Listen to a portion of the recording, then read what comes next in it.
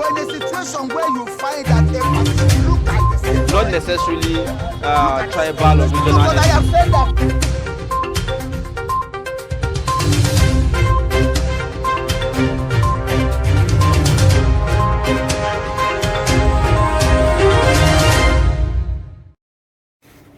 All right, now we will begin with Daily Trust newspaper, and yes, we have in the studio Nuruddin Abdullah, editor 21st Century, 21st Chronicle. Beg your pardon again. I say this every day, and then today is just it happens. yeah. So we have him in the studio, and he'll be giving us perspectives on some of the stories that we have before us today on our pages, on the pages of our newspapers. Now, the lead story on Daily Trust newspaper: FG links 96 persons, 156 companies to terrorism financing. The writer says families of BDC operators protest in Kano. You also have Northeast lost $6.9 billion to insurgency. That's according to Zulu. And then he says that Boko Haram child's play if Ishwap allowed to grow. Now, the governor is raising this alarm, and then you would see the infograph there showing you losses in 13 years of Boko Haram insurgency in the Northeast. Now, take a look at that. $6.9 billion. That is, if you convert that to Naira, that's 3 trillion Naira lost to Boko Haram insurgency in the Northeast. You have 5,000 classrooms destroyed, 800 municipal buildings destroyed, including local government secretariats, prisons and traditional rulers' homes, among others. You have 713 power distribution lines destroyed. Imagine what the situation will be. You will recall some weeks ago, we heard about how residents in Borno State are complaining about power outage. You also have these 1,600 water sources vandalized. And then also individuals, companies, and forex suppliers with links to terrorism there on the other side, showing you 96 persons, 424 allies, 123 firms, and 33 BDC suppliers. So these are some of the discoveries by the Nigeria security agencies. And then below that, you would see 2023 Kwankwaso in tight corner, weighs 3 options. And you would find also at the top there, Dangote, Kaduna, Peugeot Assembly rolls out new cars.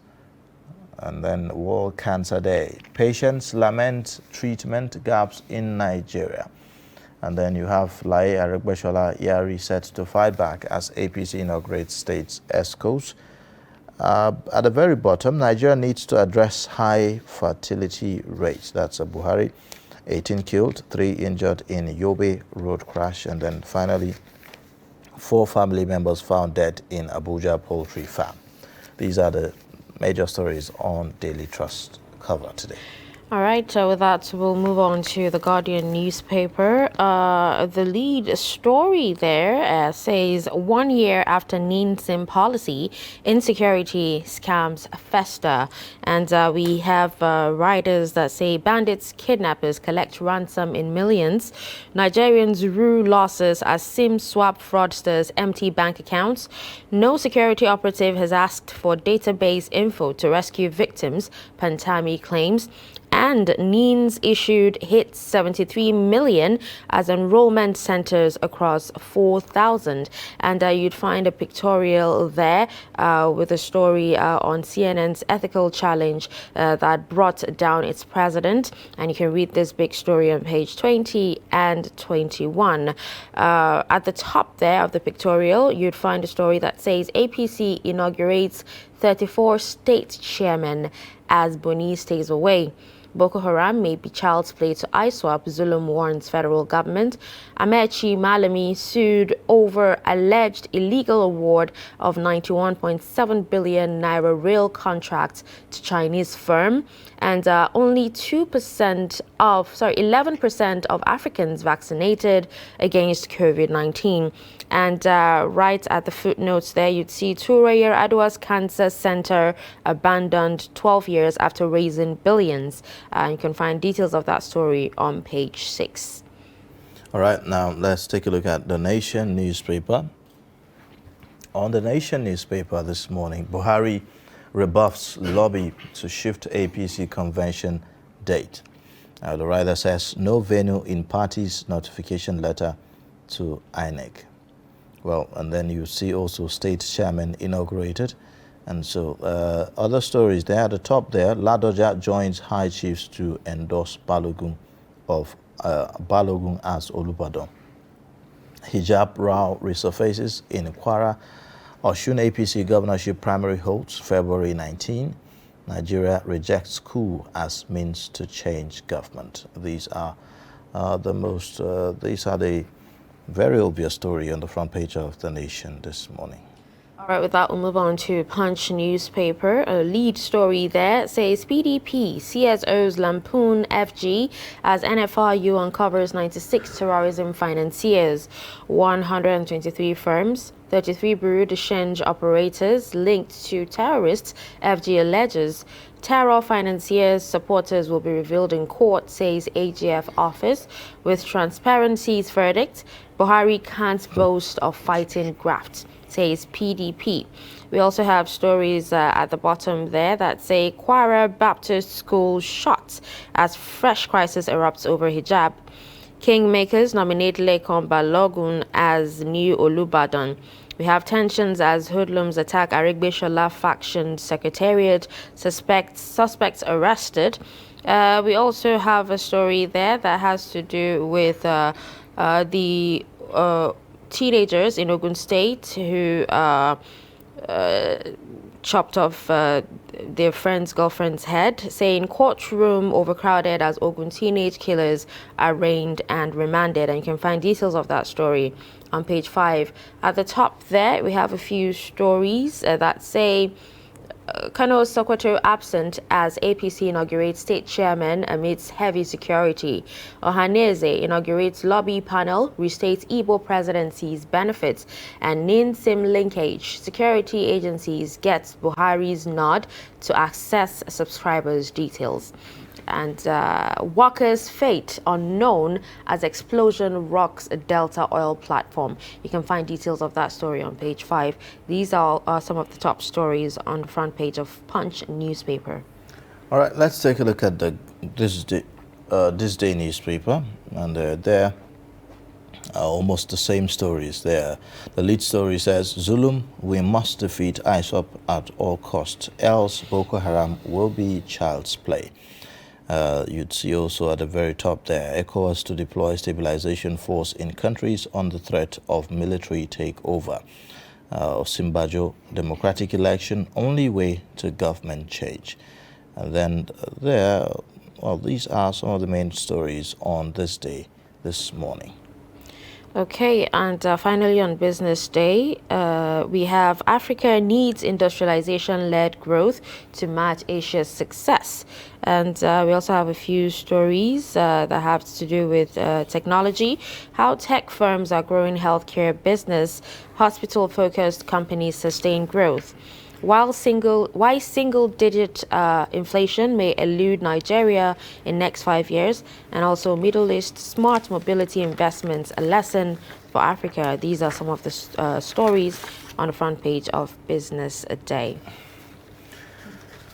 All right, now let's get perspectives on this. Like we told you, we have Nuruddin Abdullah, editor of 21st Century Chronicle, in the studio to give us perspectives on this. Now, welcome to Daybreak this morning. Good morning. Thank you. Good morning. Yes. All right. Now, I mean, the story about, federal government's linking of 96 persons and some companies to terrorism financing seemed to be a big story all over the newspapers this morning. What do we know so far about this? I think very little, because this is not the first time that the federal government is banding figures of people linked to terrorism financing. You remember as Bureau de Change operators, about 400 of them were arrested last year. More than 6 months after their arrests, they were not arraigned in any court. So that is it. It's a good thing to uncover, identify those who are channeling funds to these terrorist organizations. But it's another thing altogether to bring them to book. That is the concern of all Nigerians. Minister of Information and Communication yesterday, you reel out figures. Fantastic. But that is not enough. That is not enough. Like you reported that the families and the associates of those 400 people arrested, some of them have been state protesters in Kano. There should be transparency in handling this. Again, all these are figures. What is behind these figures? Who are the faces? Let's do what the arrested is doing. If an arrested, for instance, the Judiciary Department, blacklist a company, it should be there on the website of the U.S. Treasury, State Department, or even FBI. Companies XYZ belonging to ABC is involved in AAA against the rules of what if you? Yeah, so there you are talking about the naming and shaming of these people. That is it. But I mean, this issue about presumption of innocence until proven guilty by a competent court of law, is something that we have to deal with in this instance, isn't it? The federal government says, I mean, we have to, they have to be arraigned first in court before then their identities will be revealed in that process. 400 people were arrested in some northern states more than 6 months ago. Why are they not arraigned? Problem is, these delay tactics being adopted by the relevant government agencies will create or will send some meaning or signals to people. Some people will even say it's all about politics. You understand? You arrested people more than 6 months ago. What are you still doing with them? Arraign them. They will be publicly arraigned. Yes, it's left for the court to decide whether they're guilty or not. And it's left for the prosecuting agencies of the government to diligently prosecute these cases. Again, that's another issue of investigation. So whether or not we have sufficient evidence, so like the names given yesterday, I believe NFIU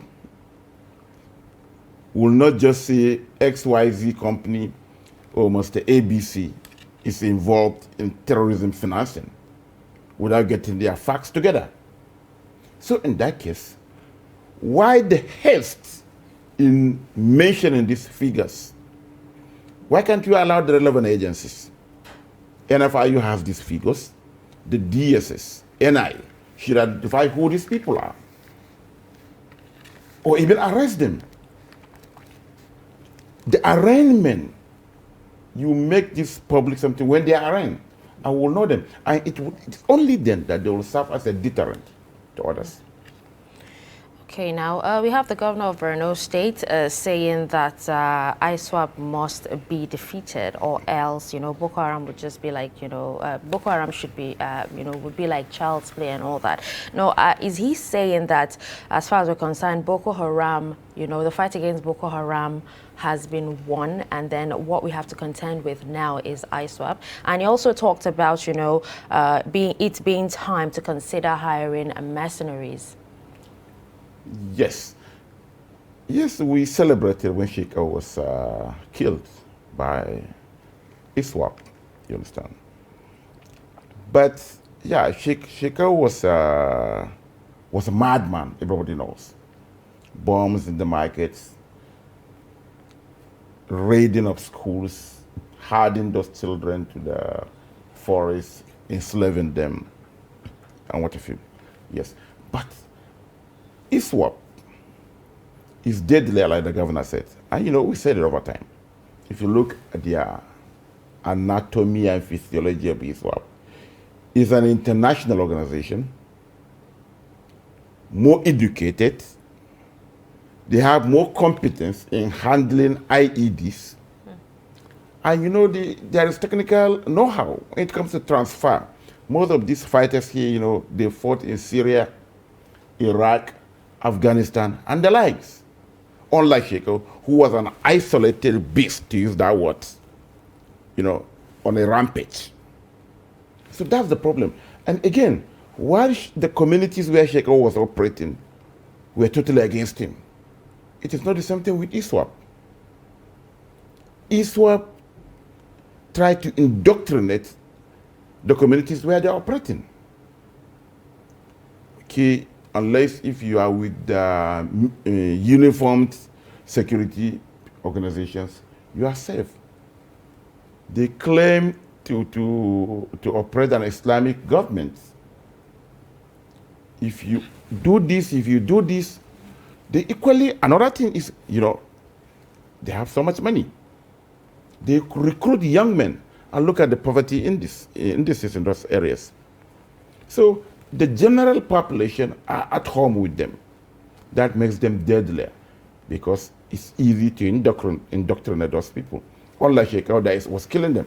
So like he said, they have a better technical know-how, logistics, international connections, and what have you. So if you allow them to have a firm ground, by the time they reach certain state, they will snowball into something that the Nigerian authorities cannot contain. Okay, you know, I want us to talk about this terrorism financing thing, you know, in more depth.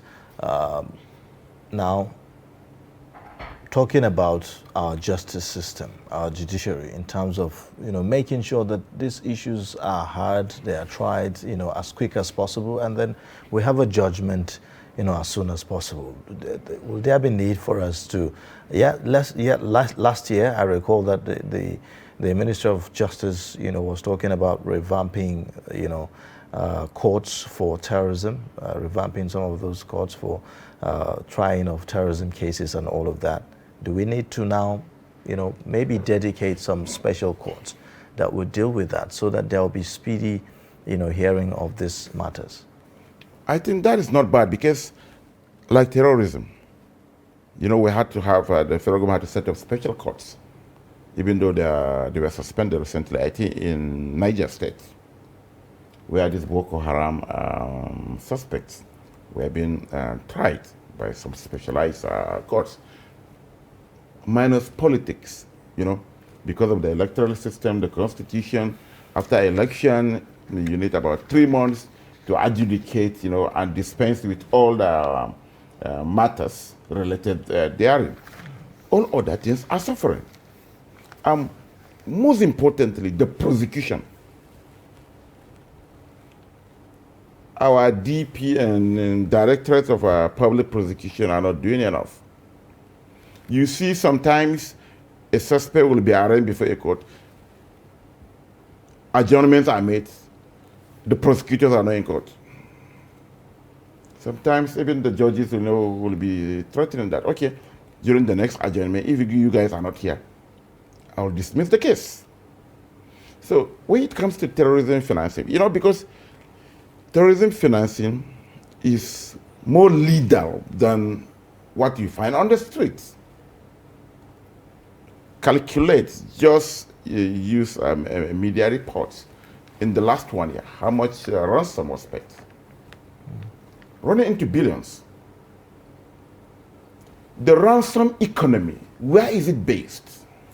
Certainly not in the forests of Birnungwari or forests of Zamfara, or forests of Kaduna or Sokoto. No. In the urban cities, they are in the BDCs, they are in the real estates, and whatnot. You can, from what we heard from victims of kidnapping and banditry out of you, those Fulani full soldiers are just living off peanuts. They don't spend the millions paid as ransom. Okay, now, again, another thing that was said by the minister is that, 45 people have been arrested and they will soon be, charged and all of that. But if you look at the number of the cases that are before the courts, about 285 from last year. I mean, not to even talk about the 400 BDC operators that were, arrested as well. Now, only 45, are to face trial and arrested and will begin, to face trial and all of that. I mean, that is not equal to the number of, uncovering, data uncovered, from what we've gathered so far. So what happens to the rest? Or it means that some people are still at large, or what? That is the problem. The problem is that some people expressed these fears when these figures were read out yesterday, that only those without the adequate connections with people at the totem pole of power will be arraigned. That's it. What I wanted yesterday was, when the minister was addressing the press, he should give us a list. Look at it this way. When this administration came in 2015 May, there was arms probe panel set up by the president. In no time, all the companies that benefited from the Dasuki loot were mentioned. At least that is enough. We look at Mr. Ayuba as a very God-fearing man, but we realize that we are eating money meant for our troops, meant for weapons. That is enough, even though most of them were not arraigned. Names of companies and individuals were mentioned and published on the pages of newspapers. So that's what we wanted yesterday. You mentioned over 100 companies linked to terrorism financing. It is not the office of the minister that is saying this. No, it is the NFIU, an agency of government, that should know whose responsibility is that. List these companies. You have CAC. Who are the promoters of these companies? Or are they, some people, are they behind these companies by proxy? You understand? That is one. And secondly, mention the names of people involved. Let Nigerians know them. Let us know, and let's look at them, that, okay, these people are being suspected of the mass murder in Sokoto, in Kaduna, in Niger, in Zamfara, and even in the Northeast. That alone will send signals to others. It will serve as a deterrent. But most of these things are bogus, or rather ambiguous names. Which company are you talking about? Who are those people? And we're in an election year. That's why some people are even saying that maybe it's a reaction to the Transparency International rating, which is not favorable to the government. Like I said, early last year, more than 400 people were arrested. None of them was taken to court. Why? Why the delay? Okay, now you'd actually agree with me that this topic is too vast for us to discuss in a few minutes. So we'll just move on to other stories on, on the front page of newspapers. Now, on this day newspaper, there's a story here, still talking about securing the country, though, that ECOWAS is to deploy Stabilization Force in, countries under threat of military takeover. That's very funny. I watch President Nana Akufo-Addo of Ghana talking about it. They are treating the symptoms Why are people celebrating when there are takeovers in these countries? From Mali to Burkina Faso to Guinea, people celebrated. Why? Something is wrong somewhere. That is what these ECOWAS leaders should look. They should use the mirror. There are even reports on presidencies, the Guinea pouch, you know, there are some presidents that don't even stay in their presidential palaces now. Why? It simply means that there is absence of governance. There is no link between the governors and the governed. That is it. Look at what is happening. Look at all the development index in Guinea. Look at it in Burkina Faso. These people, yes, they conduct elections, periodic elections, but you know, they massively rig it, and they stay put without any improvement. No, you know, that's bringing, you know, to bear the big question of whether democracy is working in Africa, really, is it? It is not about democracy. These people came through democratic means, so to say.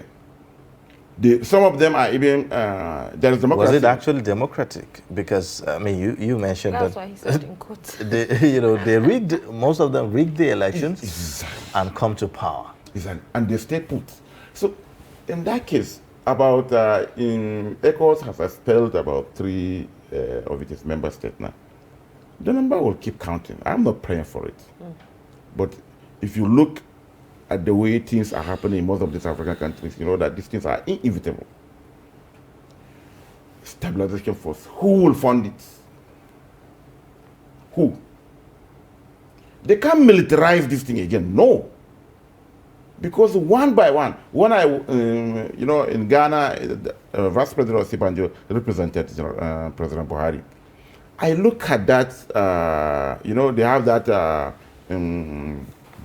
all the president and the heads of the government of Africa will have that group picture. Yeah. I took the one they did last, and you see the people missing. So what they should do is to ensure governance in their states.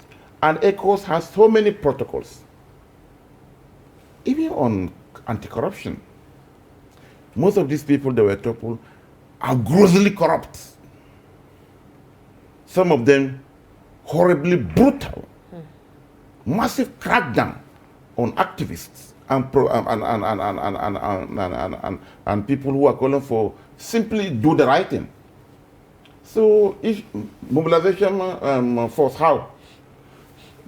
The Burkina Faso, the latest guy in, not Burkina Faso, the attempted coup in, which was the last country that they did now, last week. The man was... Burkina Faso or Guinea-Bissau? Guinea-Bissau, you understand. Look at it.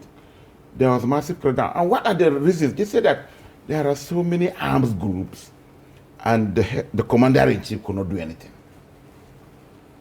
That's the reason given. And you know, when people heard of it, they were already on the street celebrating. They were tired of the man.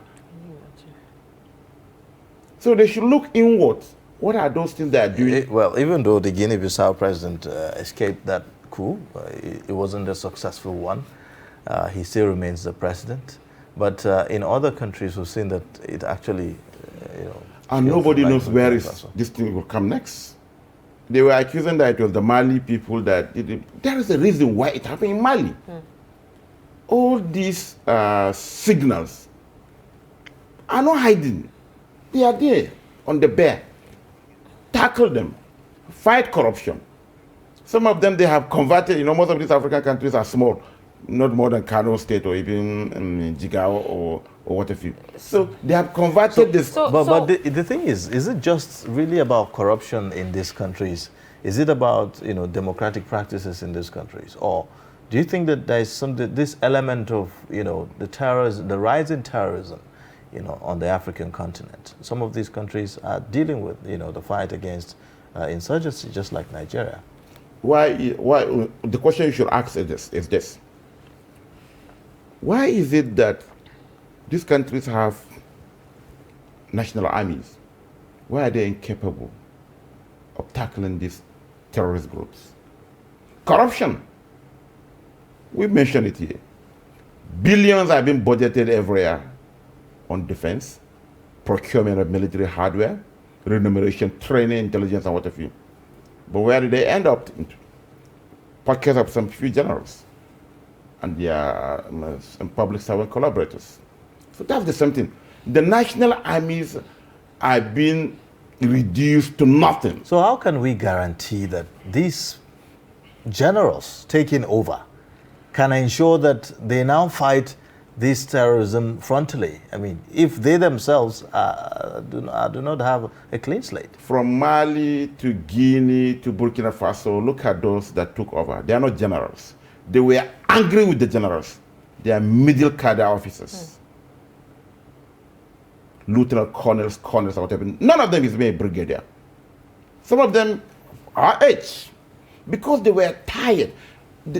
You know, by the time you peak to that level, what is happening here? How many majors, how many generals? But by the time you are a major in the army, for instance, now you don't even have access to the loot. But you know, Nuruddin, Africa is not new to coups. You know, Africa is not new to coups. We've had this in the past, and almost similar reasons were given, you know, for these military takeovers. And Africa is still where it is today. Yes, there was an interim. You remember? There were coups long ago, and we had, in most of these countries, we had almost 2 decades of successive democratic regimes. But by the time, take what is happening in Cote d'Ivoire. You remember what happened?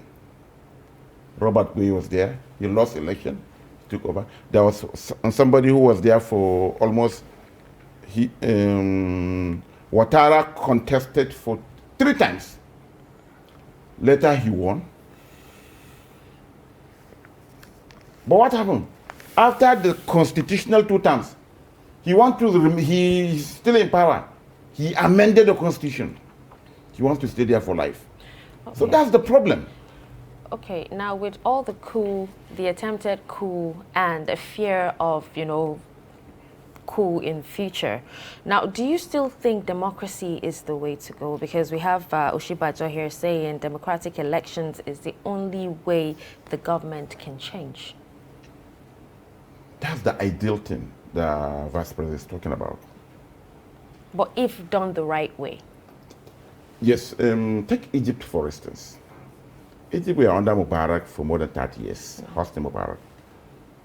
The economy was stable. Food was non-issue. Gas, non-issue. It's affordable too.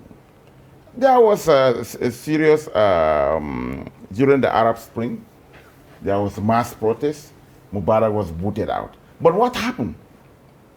1 year later, they realized that the gas, the cooking gas they took for granted for 30 years, is now not affordable to them. The bread, the electricity, the infrastructure is failing. ISIS are marching through the borders of Egypt. And there was protest. And they brought back General Sisi, Mubarak's associate and a general. So that is it. You know, in Africa, we find it difficult to differentiate. Democracy is the best actually, because we have the voice. We can stay here and talk. When it is a militarized, we can't even, the military will invade this place, even though there are some instances, even under this democratic regime that they attempted. So now, look at Sudan. So there is a thin line difference for a typical African who can provide me security to go to my farm, to go to the market, or to go to the office, my locality.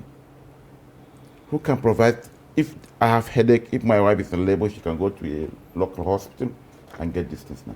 Is it a military man or a civilian man? So that is it. So, and again, with the proliferation of social media, people are enlightened now. 30 years before now, or 20 years before now, you can only hear the few newspapers, known online, government-controlled televisions and radio stations. But now, from the remotest part of Africa, can know what's happening. You can engage. You can interface through all the social media platforms. So now there is ability for Africans to hold their leaders accountable. So what our parents and grandparents tolerated 40 years ago, 30 years ago, we can't tolerate it now. All right, now, but let's talk about lessons for Nigeria. You know, are we learning lessons from some of these experiences that we are seeing, you know, around us, or we are just sitting down tired and say, well, Nigeria is immune and only democratic processes can bring power? We are learning our lessons, maybe the hard way. Last week, the federal government suspended ad infinitum, if to use that word, the implementation of the Petroleum and Industrial Act, meaning they will remove subsidy. It was based on the security reports. We had answers just to protest the brutality of the police. If you allow people to go on streets protesting the removal of subsidy, only God knows what will happen. With what happened in Burkina Faso, with what happened in Guinea. Are we just merely suppressing, you know, these, you know, issues, or are we actually treating them the way we should treat them? I took the letter. We suppressed them. And what this government did, you know, they postponed the doomsday 18 months now. So whoever takes over next year will bear the grunt, you know. That's what the government did. And I don't think it was right, because the subsidy removal thing, for me, I am not a fan of the NLC, you understand. It's the best to go for the country, for the economy. But because of these political reasons and security concerns, either we are bent on implementing it, but when the security agencies brought something, said, no, Guinea is not far.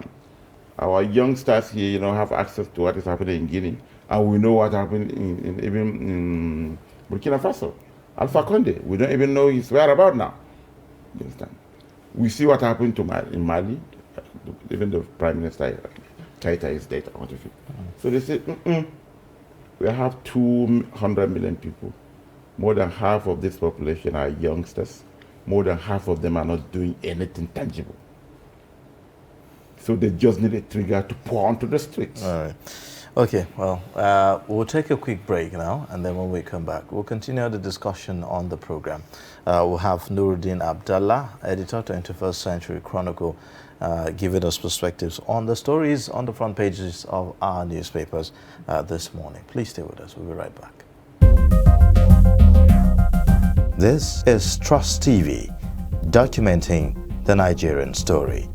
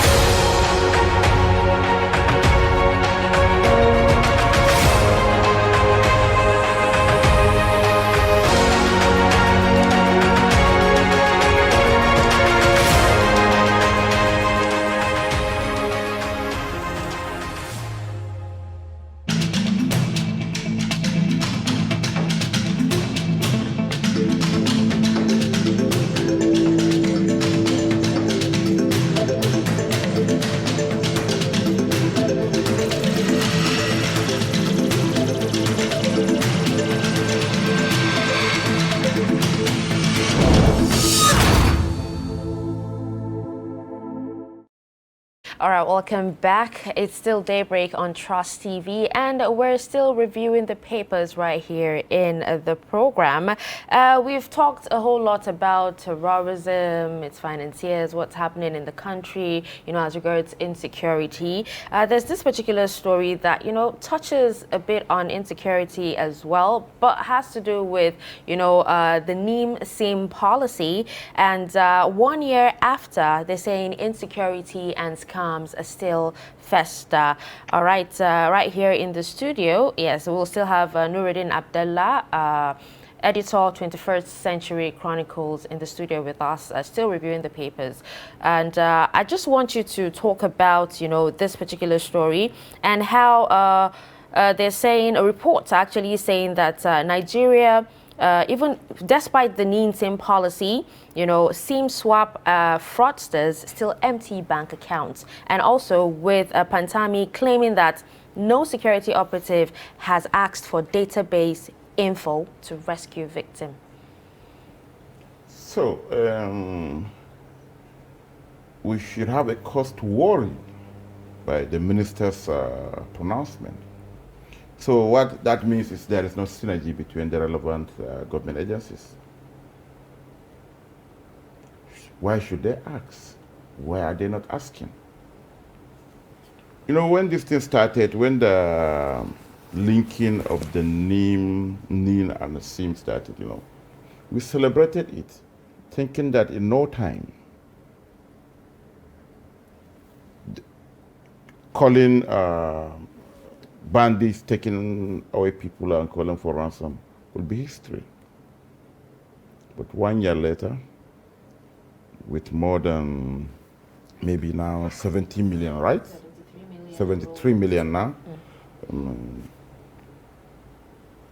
Completed, but bandits are still taking away people, and they're still calling with numbers registered in Nigeria, and they take ransom. Why? We thought that there would be a database, a pool, where all the security agencies, and even when Abakari was there, what we learned is these people are hardly tracked. You may know that, yeah, this is their location, but the security agencies, to be fair to the minister, don't have that strategy and tactical competence to conduct a rescue operation. From what we heard from the victims, when your loved one is taken away, you report to the police. They will tell you all manner of stories. The first thing they will do, they will instill fear in you, advising you to go and pay the ransom. They say, yes, sir, we can do it, but it's a 50-50 thing. We can conduct a tactical operation and the victim may die. So that's the problem. The database is being built, but the security agencies are not harnessing their capabilities to do this rescue. Even the VIPs that were abducted, the criminals are only arrested after ransom was paid. So that render, as far as insecurity is concerned, this linking of NIN with SIM is almost, I don't want to say useless, you understand? Because up till now, with over 70 million registered, 1 year after this policy has started, you understand, ransoms are being paid. When the mobile lines were cut off in some parts of Sokoto, Katsina, and Kaduna State, they were writing letters, you understand, to demand for ransom and what have you. Well, we thought that people should be able to track them and get them arrested, and so they can be punished. Maybe another thing maybe they will do with is, harmonization of all our cards. If Mr. Ayuba has accounts in 6 banks, now it means that he has 6 ATMs. His driver's license should be there. His national ID card should be there. All those. Why can't you harmonize them? It's about cheap, right? You sort it out, you just I mean, we already have a BVN. Exactly. Which bank you want to use and what if you. One card is okay. But I mean, to do all of that, you need some level of investment in technology, isn't it? You need some level of, I mean, if we look at the budget of the Nigerian police, for instance, for most times, you know, what takes a chunk of the budget, you know, is mostly recurrent and overhead cost, you know, running, paying salaries of police officers and the likes. If you dig deep and you know, try to investigate, you're likely to see that the investments, you know, in technology and intelligence gathering is very, very low. And I mean, if you are to say, for instance, go around the police commands across the, you know, various states, are you likely to find digital centers, you know, where they actually, you know, do some of these things? I don't think so. Not long ago, there was a report that the Nigerian police has only one forensic expert. In fact, they don't even have a forensic lab. It's as bad as that. But again, we are investing in this NIN and SIM linkage. You know how much it guzzles software? The DSS is equally procuring technology. The NSS office and whatever, look at the budget figures. Here's the police as it is, you know, is battling with horrible infrastructure, you know, incompetent and inadequate manpower and the likes. But what I think should be done is, we have this database. We should be able to track these people. We should be able to train some personnel that should be able to do rescue operation with minor collateral damage. You understand? That's what we should do. And again, look, take the military. Nigeria, we have been battling insurgency in the last 12 years. And I remember some of our troops were trained in some foreign countries. But up to now, God forbid if there is what do you call it? Some people take some people hostage, maybe some VIPs. I'm not talking about you and me. It's happened to you and me, only our colleagues in the social media will talk. You understand? Do we have what they call the SWAT, for instance, to do rescue? Maybe we have to invite foreigners to come and do it for us. There are certain things that, particularly, crime is evolving. Crime is going digital. But unfortunately, our security system is still analog. That's what it means. That's why Yahoo boys are having a field day. Because the Nigerian police, only EFCC can handle it. The Nigerian police, what it simply means is employ those experts.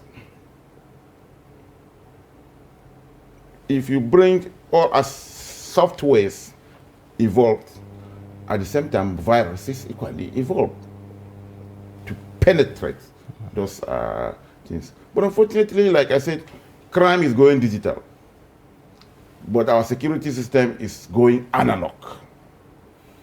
Oh. Okay. Well, very interesting Yes. perspectives there. All right, let's, dig a little or delve a little into politics.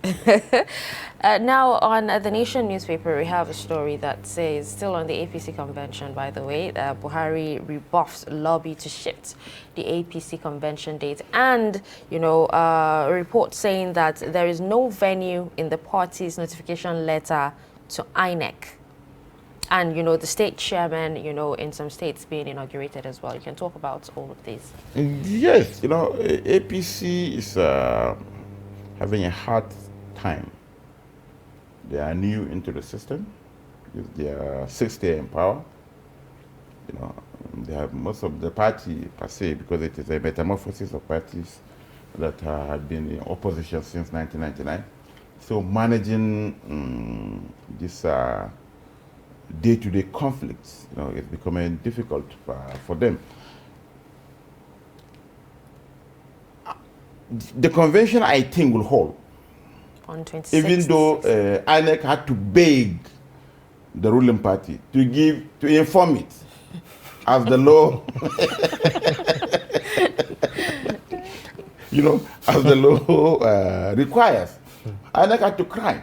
But now maybe with this now, maybe they will write where the convention will hold. Maybe in Lagos. When INEC beg and cry, they have to hurriedly put down the letter. And they forgot that. Could it be maybe because of the fear of this, implosion that, some have, raised concern over?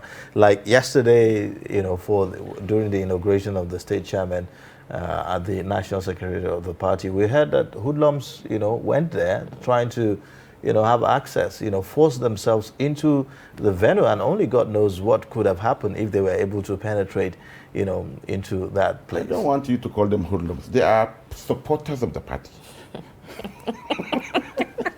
Well, from the reports we gathered, they are unauthorized persons who are not meant to be there. Remember, after the Congress, the state congresses, in about 10 states, there were parallel congresses. You remember? From Texas, for instance, 3 factions. You only allow one access into the secretariat. Why deny my supporters? I'm a valid card carrying member. So that's why I don't want to call them hoodlums. They are political parties. They are APC supporters. Yes, they are, but they are not meant to be there, isn't it? Yes, because of the problem. It means that there is a problem. So we have a struggle as to who is the legitimate chairman here, of a particular state, for instance. Sure, yeah. With the inauguration yesterday, the litigation are ongoing. You remember what happened in Ocean? Faction loyal to the Governor Oyetola, was inaugurated. Supporters of Minister Regbesola, the one you call hoodlums, were denied access into the APC secretariat. And what happened in Ocean? His campaign office was razed, was attacked by gunmen and vandalized. In fact, there is no even, Kano is missing, because if Kano were there, you know what that means?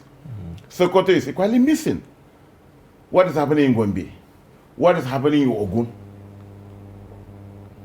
So what is happening in Kwara? So these are pointers to the fact that, look, the APC convention may not be as successful as expected. I don't know what you mean by success. The convention will hold, but the Abdullah Adamu committee is yet to resolve these issues. Okay, Lai Mohammed will be at the convention, right? As a cabinet, as a grade A cabinet member of the Buhari administration. Regbesola will be there. Ganduje, a serving governor, will be there. So you can imagine the confusion, because all these crises were allowed to fester to that level. That's the problem with the APC. They see a small fire, they will ignore it. Is that why until it snowballs into is that why the governors insist that the convention must hold, thinking that because they have an edge somehow, on these issues? Not governors per se. This is an election year. The presidential primaries will hold some months to come. So you have to, and the Malabuni committee, this is his third extension. The first 6 months, the second 6 months, I want to feel. And some people have even gone to court that they say, no, he is there. What is he doing there is illegitimate. It's unknown to the law of the party or the Electoral Act. That is one. And there is need to hold convention, to have party structure, democratic party structure before the primaries. There are so many interests. Many people, like some have even indicated interest that they want to be president. They want to fly the party's presidential flag at the election.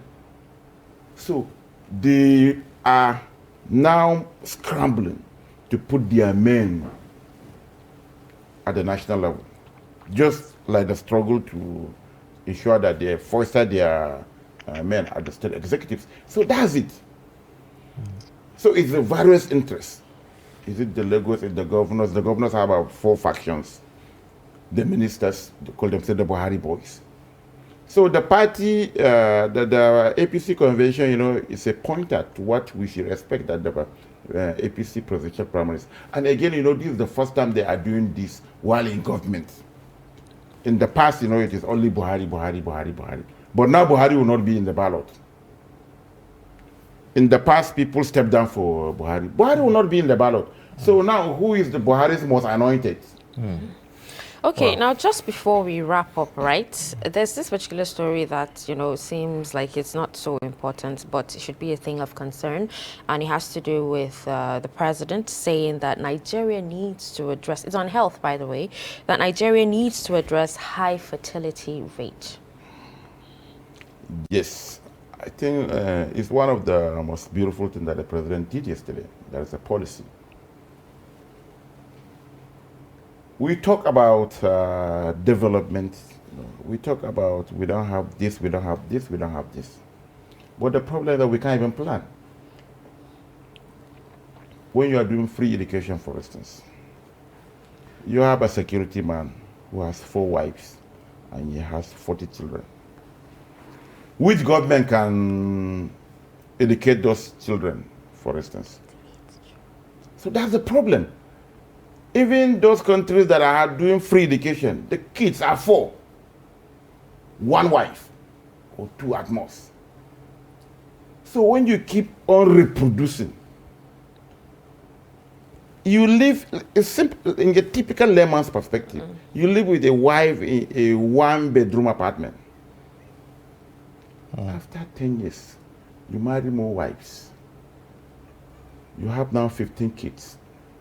And you say you will remain in the same 1-bedroom apartment? I mean, impossible. I mean, so that's the case with Nigeria. You know, from what we are hearing, that, you know, there are figures, you know, suggesting that Nigeria, you know, have about 16,000 beds in one day. You know, from what we, I mean, it could be more. 16,000 in 1 hour. 16,000 in 1 hour. You know, in 1 hour in a particular day. So you can imagine, you know, how that will, you know, further multiply. And if you also take a look at, you know, some of the examples set by some of our lawmakers, I mean, what we have a lawmaker. It's ridiculous. Yeah, he's from my state. You know, he took that gangsterism to the national limelight. It's horrible. So people hide behind religious things to do all these kind of things.